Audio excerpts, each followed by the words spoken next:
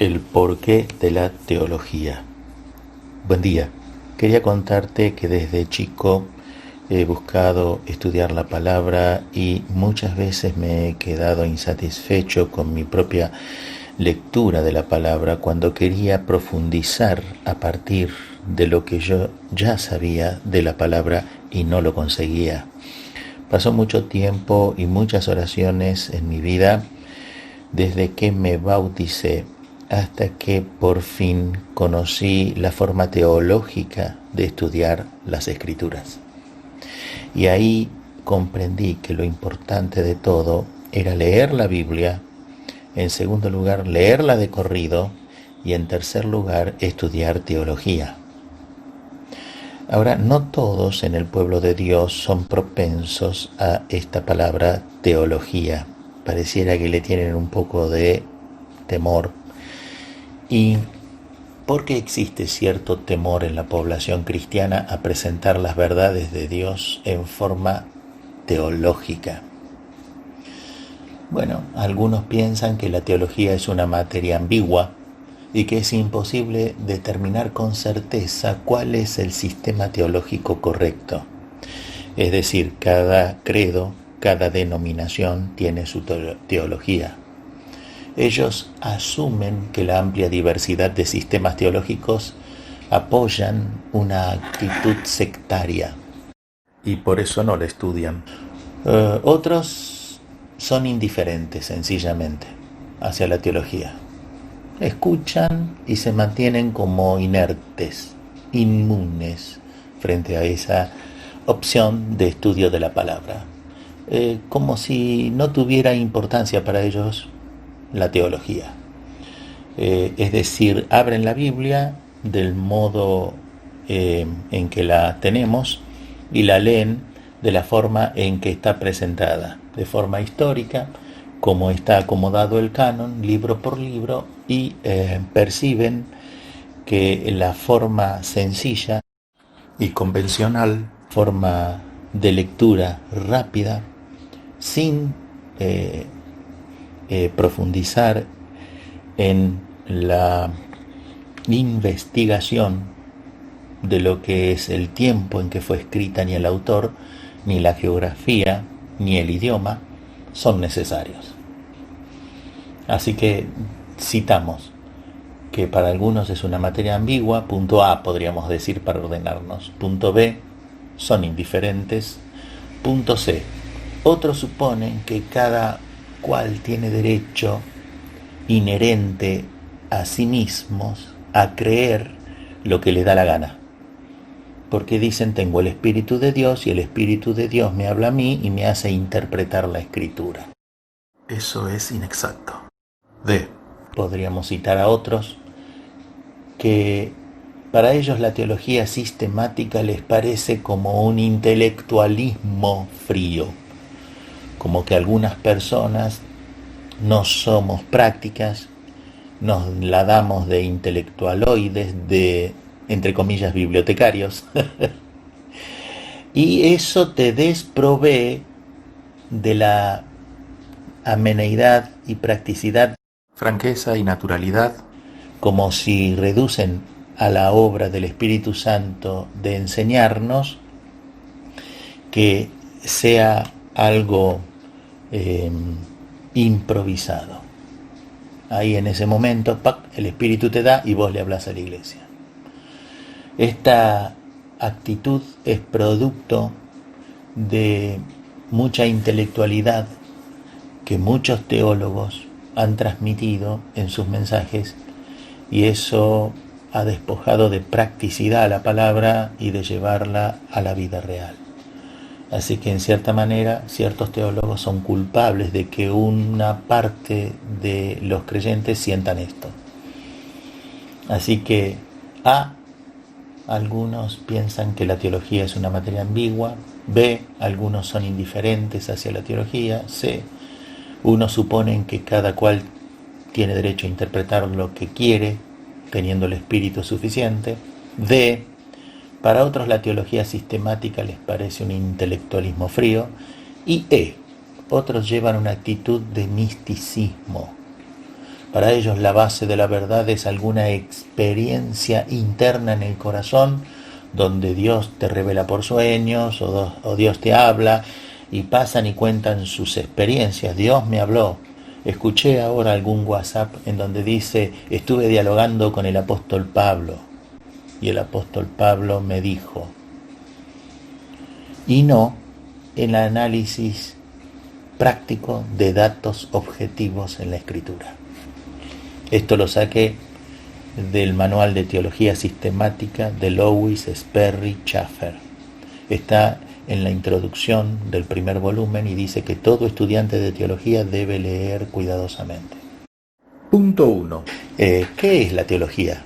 Bueno, alguien práctico como Charles Ryrie nos explica que la teología viene de dos palabras unidas, teo o teos, que significa Dios, y logos, palabra o estudio, expresión, etc. Así que la teología es algo sencillo. La teología es el estudio de Dios. Y nada más. Y denota la expresión racional de nuestra fe. Es decir, ordenamos de una forma fácil y sencilla de explicar lo que es nuestra fe, nuestro credo. De modo que todos debemos ser teólogos, no se confundan, todos tenemos que ser teólogos.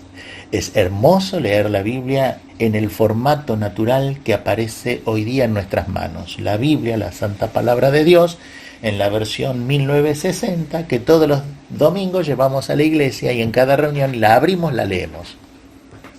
Pero hay un deber detrás de eso. Dios espera que la profundicemos y que investiguemos para que esa palabra se internalice en el corazón. Punto 2. Cristo fue teólogo. Miren Juan 3:11.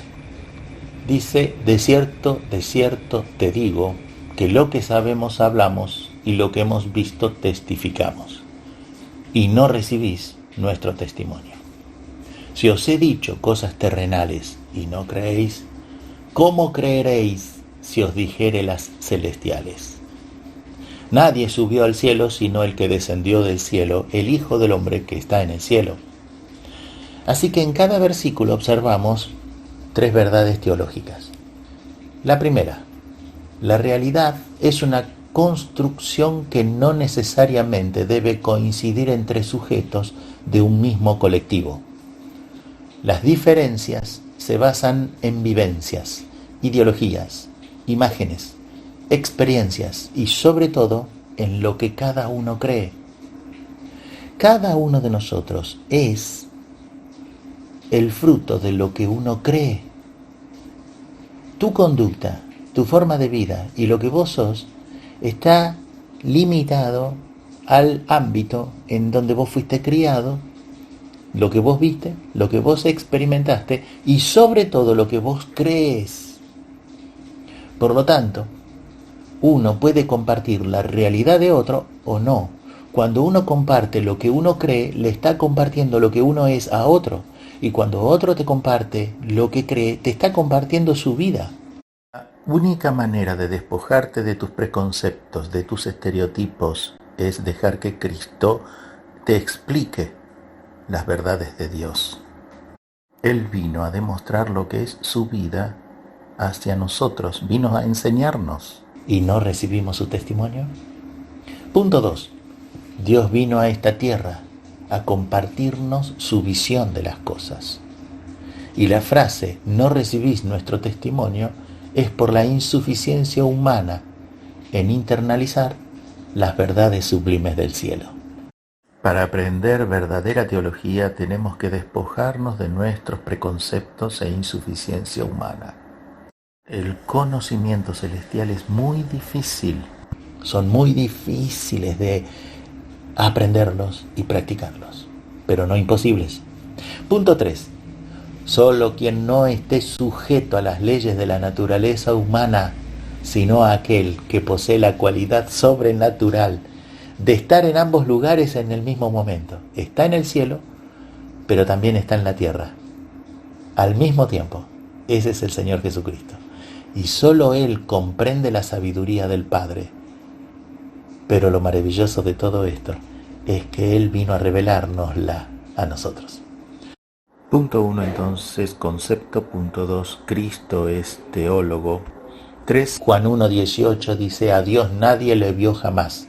El unigénito Hijo que está en el seno del Padre, Él le ha dado a conocer. ¿Y qué significa conocer? Le ha dado a conocer. Esta palabra que Dios da a conocer, del griego literal exegeomai, es nuestro punto 3. Es el propósito teologal de Cristo. La palabra griega exegeomai, exégesis. Según el comentarista Strong, esta palabra significa o dar a conocer. Vine dice que este exegeomai es desarrollar la enseñanza, o mejor todavía, declarar dando a conocer el interior del Padre. O sea, Cristo es la exégesis de Dios. Cristo explica y enseña de Dios porque Él es Dios. Cuarto, desarrollo teologal de Cristo en nuestras vidas. Juan 20:31 dice: pero estas se han escrito para que creáis que Jesús es el Cristo, el Hijo de Dios, y para que creyendo tengáis vida en su nombre. 5:36 dice: escudriñad las Escrituras, porque a ellas os parece, a la gente le parece, que tienen la vida eterna. Pero Dios pretende algo más que el parecer humano, la interpretación humana. Dice el Señor: y ellas son las que dan testimonio de mí. Así que la verdadera vida eterna está en Jesucristo. Pero que nosotros, teniendo la vida eterna, y es la palabra de Dios, escudriñándola, o sea, buceando, profundizando, investigando en ella, conocemos más de Cristo, que es la vida eterna. Está planificado por Cristo que toda nuestra vida sea la oportunidad para presentarnos aptos ante la presencia del Padre. Desde nuestra salvación, por conocimiento de Él, lean Juan 17:3, hasta nuestro llamamiento a la patria celestial, por crecimiento en Él, lean 1 Pedro 2:2. Aprendizaje constante. En quinto lugar, Juan 16:13 dice que necesitamos imperiosamente la ayuda del Espíritu Santo para comprender las verdades celestiales. Pero cuando venga el Espíritu de verdad, Él os guiará a toda verdad, porque no tomará de su propia cuenta, sino que hablará todo lo que oyere, y os hará saber todas las cosas que habrán de venir. Él me glorificará, porque tomará de lo mío y os lo hará saber, dice Cristo. Todo lo que tiene el Padre es mío, por eso dije que tomará de lo mío y os lo hará saber. Aquí tenemos que preguntarnos: ¿cómo glorifica el Espíritu Santo a Cristo? La respuesta es: haciéndonos saber de Él. Y que, por supuesto, nosotros lo aprendamos bien. La invaluable e incomparable ayuda del Espíritu Santo se observa en estos 3 textos que Cristo dijo. Juan 16:12 le dice el Señor Jesús a sus discípulos: aún tengo muchas cosas que deciros, pero no las podéis sobrellevar. No se refiere aquí el Señor Jesucristo a que tenía que decirle de la cruz, que iba a enfrentar horas del sacrificio tortuoso hasta morir en la cruz, pues Él esos ya se los había revelado. ¿A qué se refiere el Señor Jesucristo que aún tiene muchísimo por decir y no lo puede revelar? Porque ellos no lo pueden sobrellevar. Se refiere a las profundísimas verdades celestiales, cuya altura no se pueden comprender sin la intervención del Espíritu de Cristo. Otro texto, Juan 16:25. Este es el contexto del Espíritu Santo. Estas cosas os he hablado en alegorías o por ejemplos de la vida cotidiana. Pero la hora viene cuando ya no os hablaré más por alegorías, sino que claramente os anunciaré acerca del Padre. Ahí lo tienen. ¿Y cuál es ese momento en que Él nos hablará claramente y profundamente acerca de lo que es la persona del Padre? Es el momento en que descendió el Espíritu Santo y tomó posesión del corazón de los creyentes. Él revelará completamente, no solo de quién es, sino lo que hace y cuál es el pensamiento del Padre. Tercer versículo, Juan 16:32. He aquí la hora viene, y ha venido ya, en que seréis esparcidos por todos lados. Y Mateo 28:20 dice, he aquí yo estoy con vosotros todos los días hasta el fin del mundo. ¿Y qué nos habla estos dos versículos? Del ministerio omnipresente del Espíritu Santo en todos los creyentes de la tierra. No importa si estamos juntos o esparcidos, en cada corazón del verdadero renacido está el Espíritu Santo de Dios y se resuelve la ecuación. O sea, nosotros vamos a recibir el conocimiento del Padre, del Hijo, dado por el Espíritu Santo que mora al mismo tiempo y en toda la redondez de la tierra en el corazón de todo creyente. Sexto, necesidad de la palabra escrita. El apóstol Pablo recibió de Cristo en el cielo palabras muy profundas que eran muy difíciles de enseñar. En 1 Corintios 2:9 dice, antes bien, como está escrito, cosas que ojo no vio, ni oído oyó, ni han subido al corazón del hombre, ahí habla de la mente, son las que Dios ha preparado para todos los que le aman. Y eso está explicado en 2 Corintios 12:2. Conozco a un hombre en Cristo, fue su experiencia, que hace 14 años, y él dice entre paréntesis, si en el cuerpo, no lo sé. Si fuera del cuerpo, no lo sé. Dios lo sabe. Lean, hermanos, 2 Corintios 12:2. Ese hombre, que es él, fue arrebatado hasta el tercer cielo, al paraíso, donde oyó palabras inexpresables, inefables. Ahí está nuestro tema. Pablo recibió del Señor su apostolado en el cielo, en la presencia del Señor. Por eso dice él, y a mí como el último de los apóstoles, como un abortivo, Dios se le reveló personalmente a él y lo llevó al cielo, a su presencia, para expresarles todas las verdades del Evangelio y del crecimiento de la vida cristiana y recibir la palabra que él debía escribir. Por eso dice, él oyó palabras inefables. ¿Qué significa inefables? Que no se puede expresar humanamente. O si se expresan, son no comprensibles humanamente. ¿Y esto qué significa? ¿Que entonces nos quedamos con un misterio irresoluble? No, que necesitamos la ayuda sobrenatural del Espíritu para entender esas palabras. Dios instrumentó las cosas para que sepamos estas verdades celestiales. 1 Corintios 2:10. Pero Dios nos las reveló a nosotros por el Espíritu, para que el Espíritu, que todo lo escudriña, aún lo profundo de Dios, podamos nosotros ser nutridos de sus verdades a través del Espíritu. Séptimo, etapas de nutrición escritural. Necesitamos cumplir y superar los rudimentos de cada etapa del conocimiento en nuestra vida cristiana. Pablo asocia la madurez espiritual al conocimiento de la palabra de Dios. Lean, por favor, tomen nota.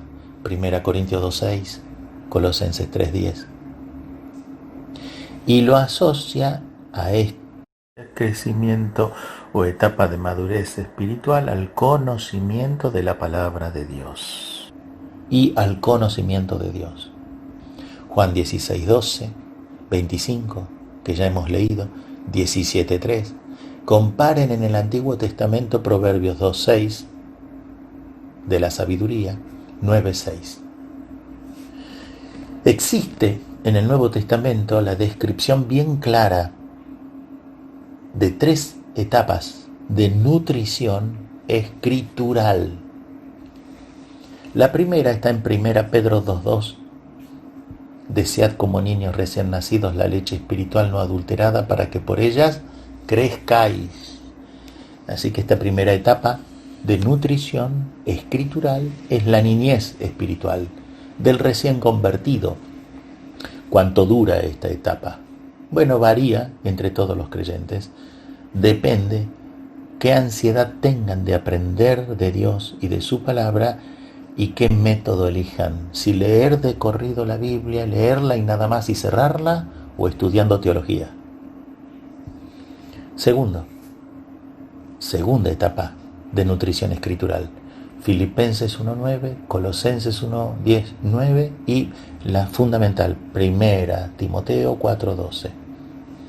Ninguno tenga en poco tu juventud. Ahí está la etapa, la segunda, juventud espiritual. Si no sé ejemplo de los creyentes, dice, y no del mundo, porque ser ejemplo en el mundo es fácil. Lo difícil es ser ejemplo entre los hijos de Dios. Y tenemos que ser ejemplos que tracen bien la palabra de verdad, que empleen bien la escritura y que la expresen bien. Muchas veces Dios nos da oportunidad de poder edificar al pueblo suyo y pasamos adelante y vertemos opiniones humanas, nada más. Lo que mostramos es nuestra mediocridad en el estudio de la palabra y no somos ejemplo de los creyentes. Dios pretende de vos y de mí que anhelemos la erudición en la palabra de Dios. Es por eso el porqué de tantas conferencias, de tantas reuniones, en donde se abre la palabra de Dios. Para eso Dios dejó los dones, puso y los dejó, y tienen vigencia los dones en la iglesia. Si no tenés el don de explicar la palabra en público, podés recibir de Dios la palabra hablada a tu corazón, estudiando teología en tu casa y compartiendo persona a persona con los hermanos. Pero podés tener otros dones, que el tema de los dones es maravilloso y es para otra explicación. Pero baste ya aquí que dice ese ejemplo de los creyentes, y aquí viene, ¿en qué? Primero en la lista, en palabra. En palabra. Ahí está, la palabra suya escrita, conocida y expresada. Tercera etapa de nutrición escritural es la adultez espiritual de la persona. Hebreos 5:14. La palabra sólida es para los que han alcanzado madurez, para los que por el uso tienen los sentidos ejercitados en el discernimiento del bien y del mal. Esta última etapa, el autor de los Hebreos dice que son los que por el uso, es decir, del griego hexix, que significa experiencia, palabra vivida en su experiencia, tienen inteligencia espiritual aplicada y aplicable, pero también dice que tienen discernimiento, y eso es diacrisis en griego. ¿Qué significa diacrisis? Juicio propio, como lo dice también Tito 3:11, juicio propio, diacrisis. Han leído y estudiado y conocido más que la palabra a Dios, que tienen un juicio propio formado. Esto está en coherencia con el clamor del apóstol Pablo en Gálatas 4:19, hijitos míos, por quienes vuelvo a sufrir dolores de parto hasta que Cristo sea formado en vosotros. Tengamos crecimiento espiritual en el conocimiento de la palabra y en la vivencia de la palabra, hasta que tengamos conformado el juicio propio de un verdadero hijo de Dios, de un hombre de Dios, el cual Dios necesita para edificar a su obra. ¿Y qué significa juicio propio? Discernimiento. Significa darse cuenta aún sin que sea tan evidente. Esto es necesario en la iglesia. Hermanos con luz espiritual, que se den cuenta de las cosas aunque no sea evidente para las demás ovejitas. Conclusión. El Evangelio antes de ser escrito fue predicado. Fue escuchado antes de ser leído. El término hablado, Dios habiéndonos hablado muchas veces y de muchas maneras en otro tiempo a nuestros padres por los profetas, etcétera, etcétera, Hebreos 1:1, en este tiempo nos habló por Jesucristo. Demuestra que esto es así. El Evangelio primero fue predicado antes que ser escrito y fue hablado antes que ser leído. Expresar los conceptos celestiales resulta ser dificilísimo, pero escribirlo es mucho más difícil que predicarlo. Cuando uno predica, predica con sus ojos, con sus actitudes, con su voz, emplea muchísimas más palabras para expresar una idea, así que tiene un costo, pero se puede. Pero escribirlos no, se emplean muchas menos palabras para escribir. Tiene que ser sintético al escribir el orador, cuando pasa de ser orador a ser escritor. Así que es mucho más difícil. Eso es lo que dice Hebreos 5:11. Hebreos 5:11. Pero el fin de todo propósito expresado o escrito, conversado o estudiado es uno solo: que sepamos la voluntad de Dios. Eso es el fin último. Ya a esto tenemos que llegar. Que sepamos qué quiere Dios para mí hoy. ¿Cuál es su voluntad para vos en este momento? ¿Qué quiere de tu vida para mañana? En cada momento de nuestra vida, ¿cuál es la voluntad de Dios? Todo conocimiento escritural tiene un fin práctico y aplicable a nuestro andar en esta tierra. Colosenses 1:10. Para que andéis como es digno del Señor, agradándole en todo, llevando fruto en toda buena obra y creciendo en el conocimiento de Dios. Por eso dice, crecer en el conocimiento de Dios, crecer en el conocimiento de su voluntad. Y eso no es ajeno a estudiar su palabra. Y debe ser estudiada con compromiso, con seriedad, con solidez. Por eso debe ser estudiada teológicamente. Preguntas finales. ¿Estás de acuerdo con leer y estudiar teología? No importa en qué etapa te encuentres. ¿Cuáles son las inquietudes humanas ante la teología?